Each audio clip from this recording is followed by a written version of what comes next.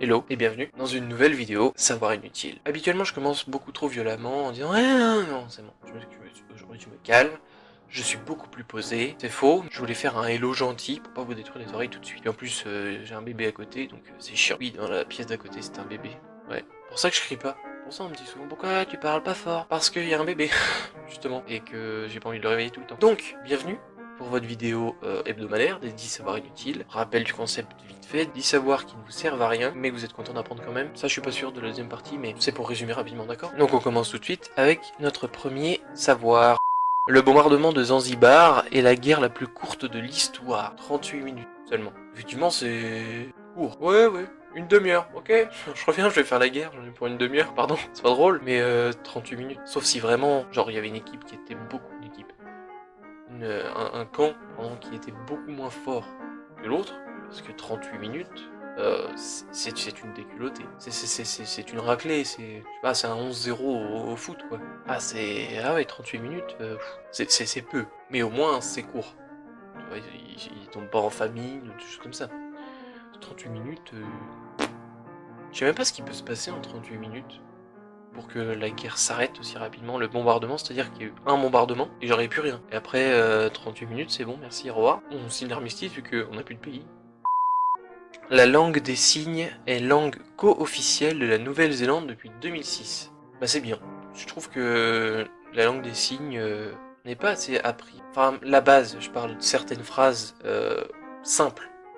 Par exemple, bonjour, au revoir, je t'aime. Bon, ça c'est une phrase simple aussi, mais personne ne sait dire je t'aime en langage des signes à part ceux qui l'ont apprise. Voilà, on veut apprendre l'anglais, etc.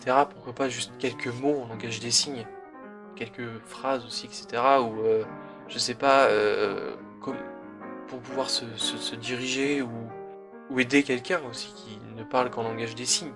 Ça permettrait au moins de ne pas les exclure. Voilà. Et donc la Nouvelle-Zélande, c'est un très bon pays. Parce que co-officiel quand même, c'est-à-dire que voilà, c'est une langue qui a de l'ampleur dans le pays.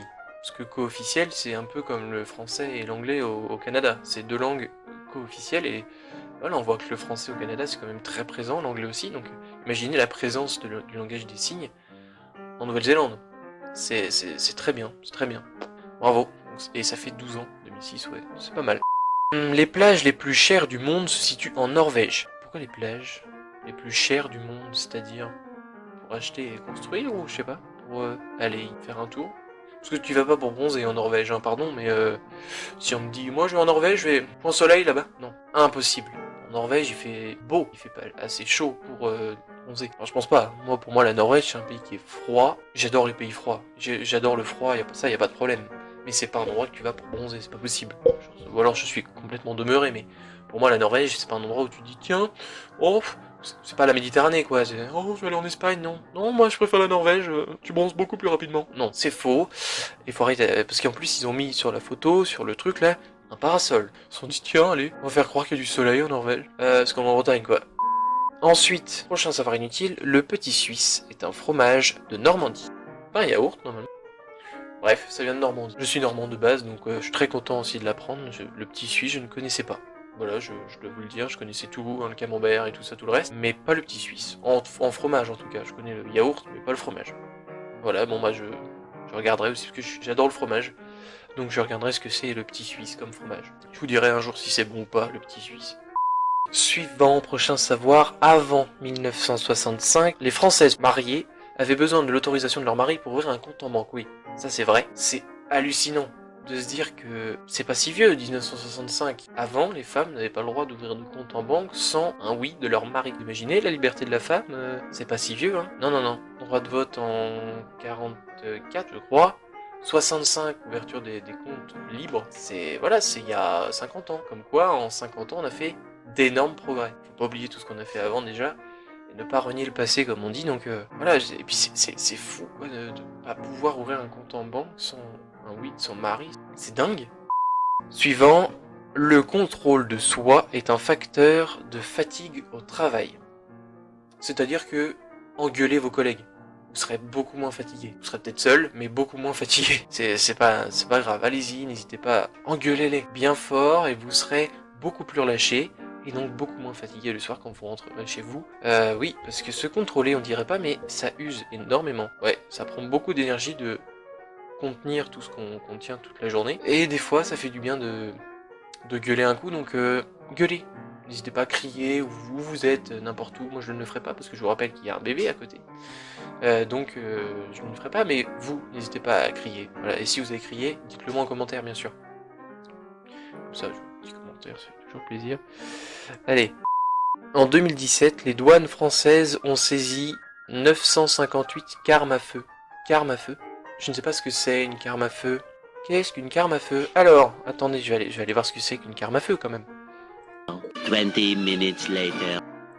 Est-ce qu'il y aurait pas une faute de frappe par hasard et ce serait pas arme à feu? C'est ça. Bref, 958 armes à feu. Alors, ouais, c'est beaucoup. Après, bon, en même temps, ça m'étonne pas qu'il y ait des armes à feu en France. Hein. Ça me choque. Enfin, ça me choque, oui, mais ça m'étonne pas parce que il y a tellement de marché noir et tout ça sur le domaine de l'armement, donc on sait pas du tout où est-ce qu'il peut y en avoir, où est-ce qu'il y en a, etc. Donc ça m'étonne pas. Suivant, il y a autant d'habitants à Nice que dans toute l'Islande. Oui, je vous laisse 2 secondes pour vous rendre compte que l'Islande fait en nombre d'habitants la taille d'une ville. Voilà, c'est bon, Nice, tu as bien pris l'ampleur de cette ville, ce n'est pas Paris non plus.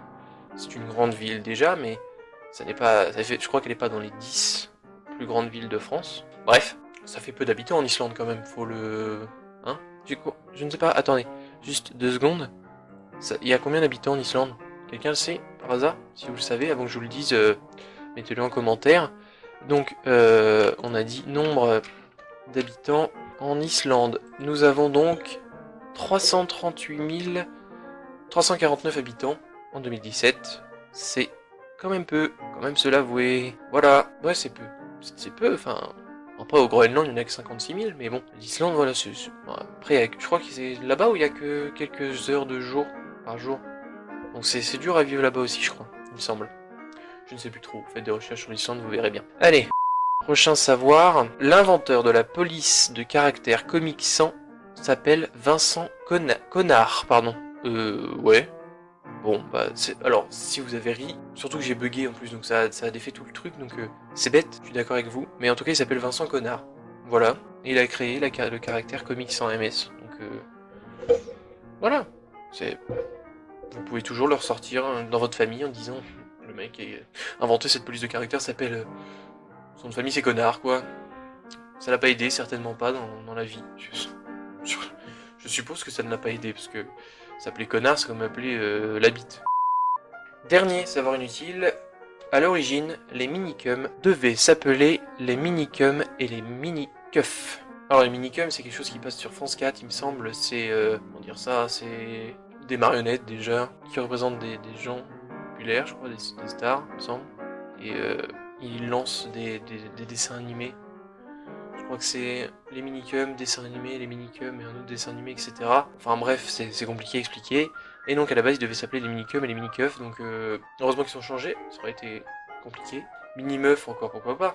Minicum et mini-meuf, ça fait mini-mec et mini-fille, pourquoi pas, mais minicum et mini-keuf, pourquoi surtout? À la base, je me dis, y a pas de lien, mini-keuf. Bref, on va rester là-dessus, hein. Si tu as aimé cette vidéo, ou au moins l'un des 10 savoirs inutiles, tu as le droit de laisser un pouce bleu, un pouce en l'air si tu préfères, hein. Si tu as le droit aussi de laisser un commentaire pour donner ton avis sur l'un des 10, et je me décale parce que, comme depuis un certain temps, je vais mettre des petits trucs là, parce que j'aime beaucoup. Donc, tu as aussi le droit, tu as beaucoup le droit de faire beaucoup de choses ici. Ouais, je te laisse beaucoup de choix, beaucoup de droit. Tu as le droit de regarder la vidéo qui est là, c'est ma dernière vidéo, voilà. Et tu as le droit aussi, tout simplement, de t'abonner en cliquant sur ce petit bouton là. Tu allumes la petite cloche pour être au courant de toutes les vidéos. Et voilà, c'est pas mal, hein. En attendant, on se retrouve dans une prochaine vidéo. Mais surtout, n'oubliez pas, restez connectés, toujours silencieux.